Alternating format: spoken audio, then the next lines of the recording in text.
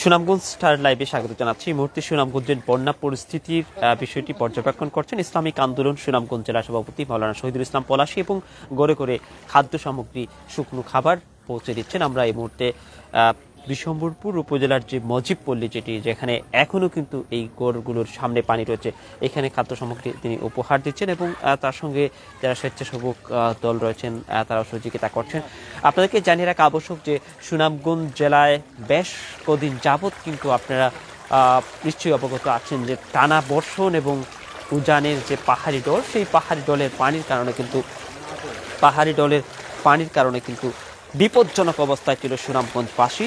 সেই বিপদ মুহূর্তে সুনামগঞ্জ জেলা প্রশাসন তাদের যে কার্যকরী ভূমিকা ছিল, আমরা দেখেছি যে সুনামগঞ্জ 4 আসনের সংসদ সদস্য সহ অন্যান্য আসনের সংসদ সদস্য এবং সুনামগঞ্জ জেলা প্রশাসক থেকে শুরু করে উপজেলা পর্যায়ে প্রশাসনিক কর্মকর্তারা তারা কিন্তু খাদ্য সামগ্রী বাড়ি বাড়ি পৌঁছে দেওয়ার জন্য চেষ্টা করেছেন এবং বিভিন্ন আশ্রয় কেন্দ্রে আশ্রিত মানুষের মাঝেও তারা খাবার পৌঁছে দিয়েছিলেন। আমরা এই মুহূর্তে দেখেছি। এই মুহূর্তে আমরা দেখছি যে ইসলামিক আন্দোলন সুনামগঞ্জ জেলা সভাপতি বিশম্বরপুর উপজেলার যে পলাশ ইউনিয়নের চেয়ারম্যান পদে যিনি প্রার্থী হয়েছিলেন, তীব্র প্রতিদ্বন্দ্বিতা হেরেছেন, এরপর তিনি আবার আজকে এই মুহূর্তে মানুষের মাঝে খাবার সামগ্রী পৌঁছে দিচ্ছেন। আমরা একটু যুক্ত করতে চাই জনাব মাওলানা শহীদুল ইসলাম পলাশী আপনাকে, যে আমরা দেখছি এই মুহূর্তে যে জায়গাটিতে অবস্থান করছি যে বেশ কিছু মানুষ তারা এখনো কিন্তু অনেকের গড়ে পানি রয়েছে, আবার কোনো কোনো ঘর থেকে পানি নেমেছে। তো আজকে যে আপনি পর্যবেক্ষণ করছেন সার্বিক পরিস্থিতিতে এবং আপনার ব্যক্তিগত উদ্যোগ এবং ইসলামিক আন্দোলনের কি উদ্যোগ রয়েছে বিষয়টা সম্পর্কে কি বলবেন? আসসালামু আলাইকুম রহমতুল্লাহ।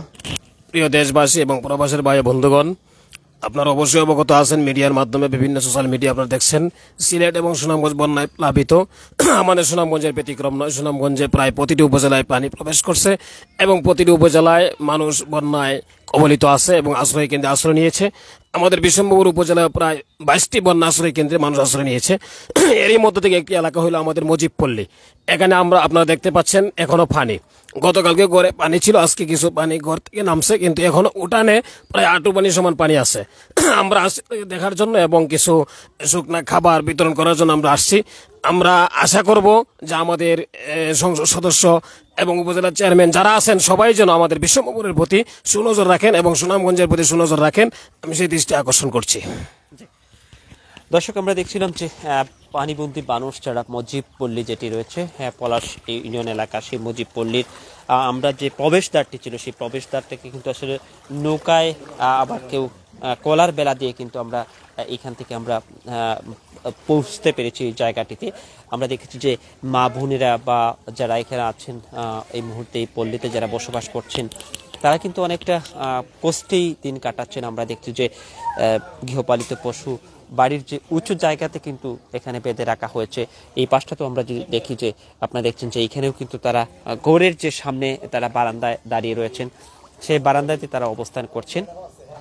কারণ হচ্ছে বারান্দা থেকে এক পা বাড়ালেই কিন্তু পানি। ঠিক এভাবেই কিন্তু আমরা যদি একটু আপনাদেরকে এখানকার যিনি স্থায়ী একজন নাগরিক তার সঙ্গে একটু যুক্ত করি তাহলে এখানকার অবস্থাটা আমরা জানতে পারবো। আমরা একটু যুক্ত করছি আপনাকে যে এই মুহূর্তে এই পাড়ায় কতটুকু পানি ছিল, আমরা একটু তাকেই সরাসরি যুক্ত করছি। এখানে কতটুকু পানি ছিল যখন প্রথম দিন? এখানে প্রথম দিন পানি ছিল উড়াথমান, আমাদের এমন এই গড়ের ভিতরে আঁটু পানির উপরে ছিল। আমরা এই গড় ছেড়ে আমরা ওই যে রাস্তার উপরে গাড়ির উপরে এই তিরপাল টাঙ্গাইয়া পরে ওই গাড়ির মাধ্যমে রাত্রে সারা রাত কাটাইছি আজকে 3 দিন যাবত।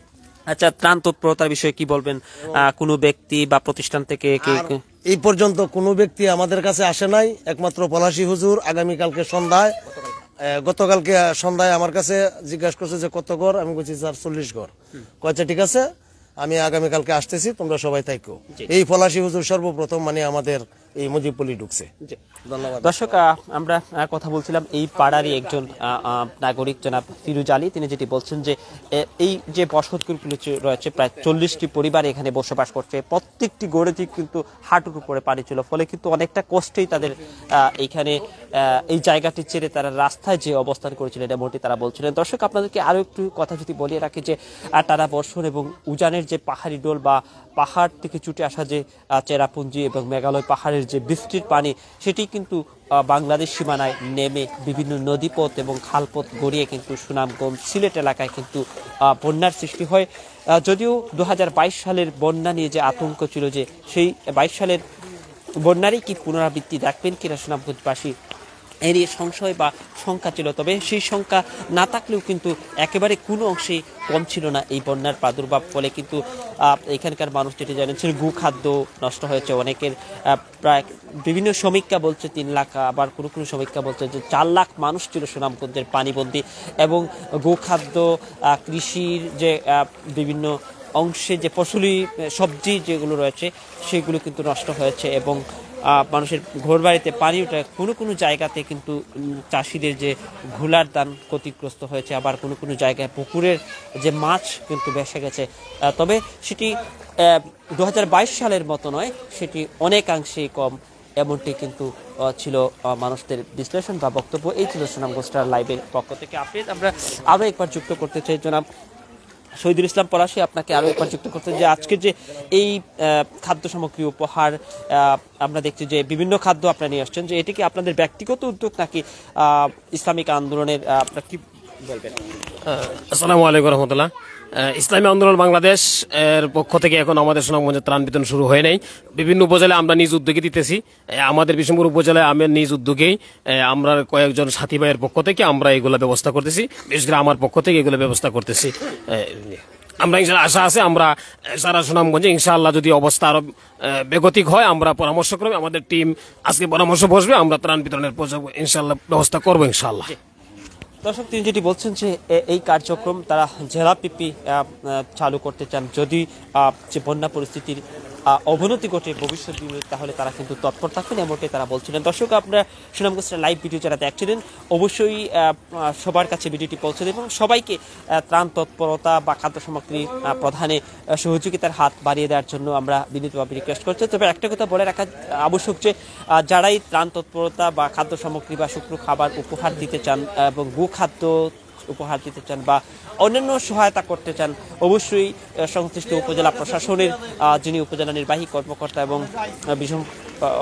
এবং সংশ্লিষ্ট উপজেলার যে অফিসার ইনচার্জ রয়েছেন তাদের সাথে সমন্বয় করে সেটি করবেন, এমনটাই আমরা বিনীত রিকোয়েস্ট করে আমরা লাইভটি শেষ করছি। দর্শক, এই ছিল সুনামগঞ্জ লাইভের পক্ষ থেকে, সাথে আছে আমি হাসান বশির এবং সাথে ছিলাম আমি হাসান বশির এবং ক্যামেরা ছিলেন মোহাম্মদ কবির হোসেন। দেখা হবে সুনামগঞ্জের বন্যা পরিস্থিতি কিংবা অন্য কোনো বিষয় নিয়ে অন্য কোনো জায়গায়। ভালো থাকবেন, আল্লাহ হাফিজ।